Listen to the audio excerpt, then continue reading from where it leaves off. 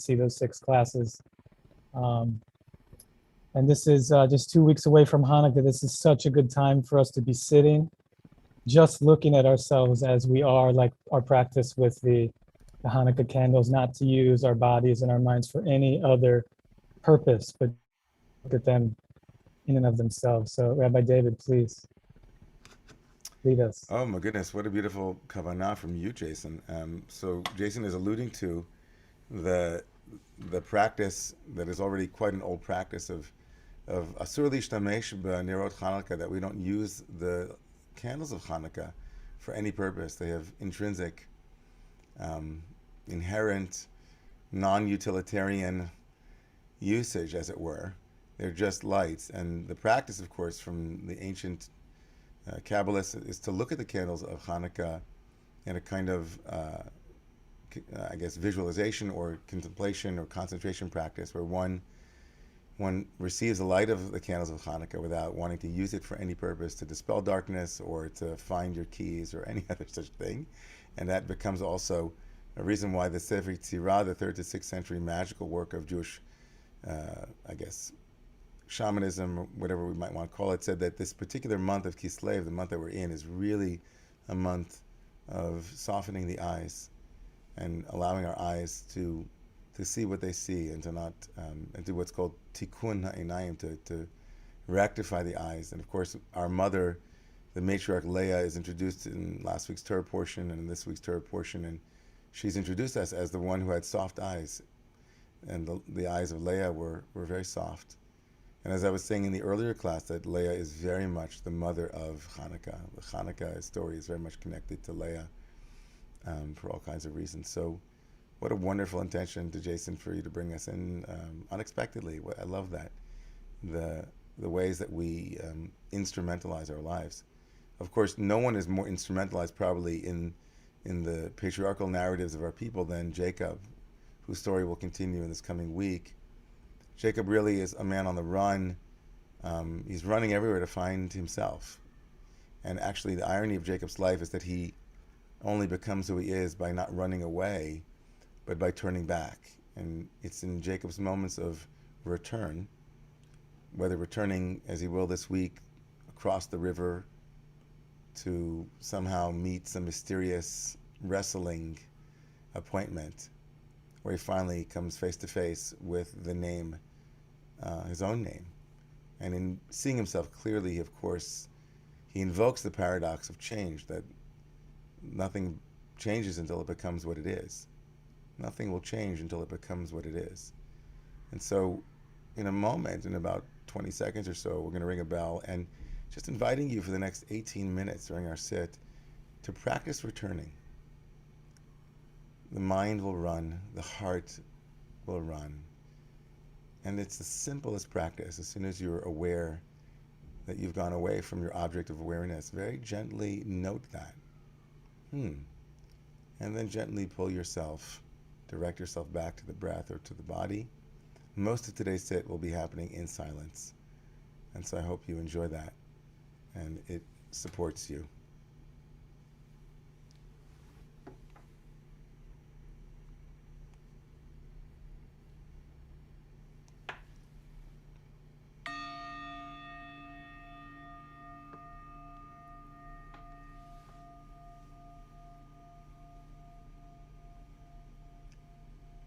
The invitation now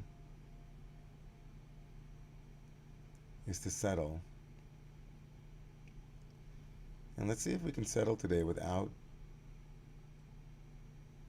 doing anything to settle other than allowing awareness itself to be the settling agent. See what happens in your heart and mind as you bring awareness from the world of objects to the sensations of your body. If you'd like to close your eyes, just noticing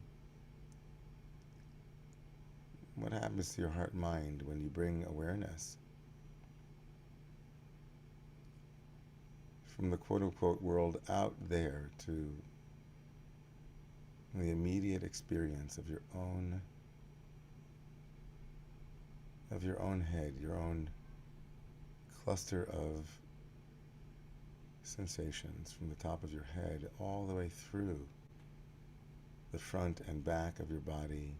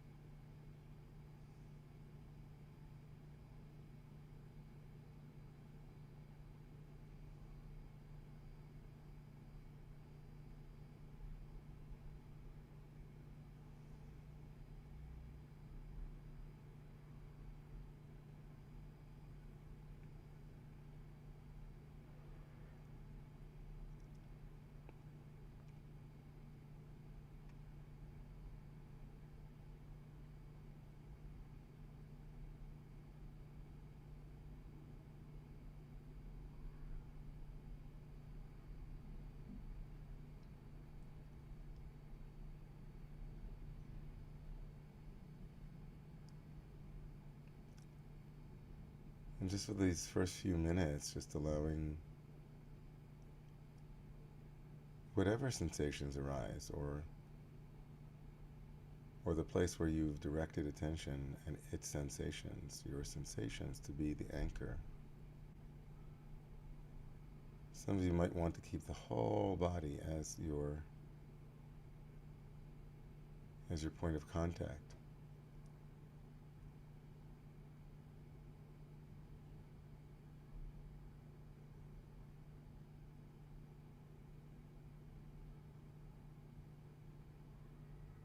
And some of you might want to move into the breath or some other object,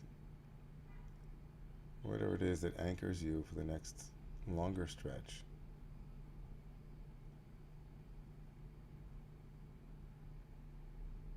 Pay particular attention to the sense that we often have, that we are in the center of these sensations, that there is an I, the experiencer, that is having these sensations. See if you can get a glimpse of that too. That too arises and will fall away upon awareness.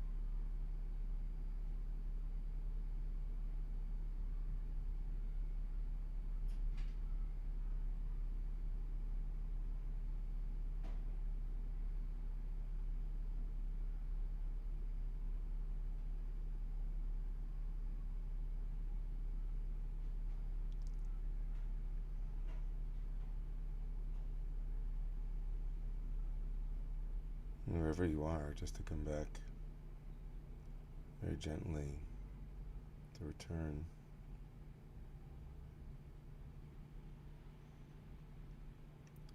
Not abruptly, not with any frustration, but just noticing. Very, very softly, returning to the object of your awareness.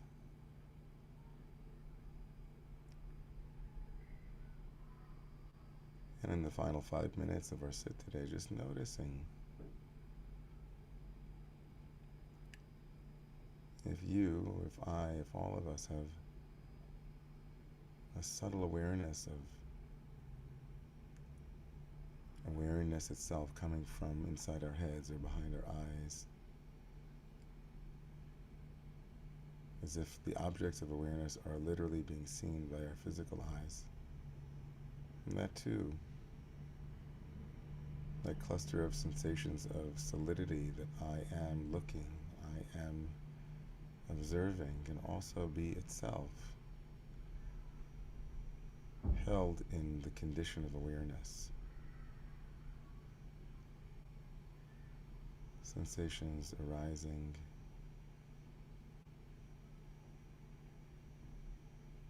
and falling away.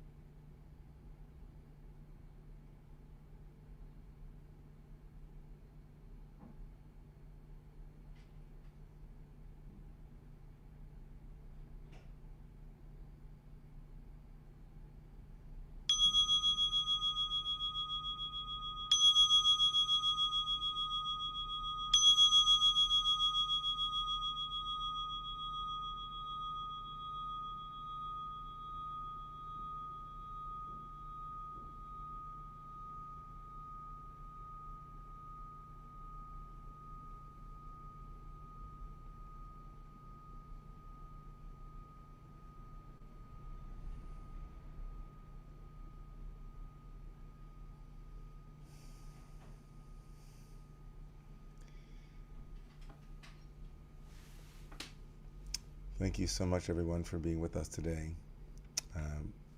and dedicating your practice today to all sentient beings and to those in our community who are in need of healing and to the memory of loved ones. Thank you for dedicating time to the continued evolution of the human heart and human spirit. It's a big deal. Thank you for being with us. Thank you again to our host, Jason, and to Ari. God bless all of you. We look forward to seeing you tomorrow in one of the Romemu programs and wish you a blessed day.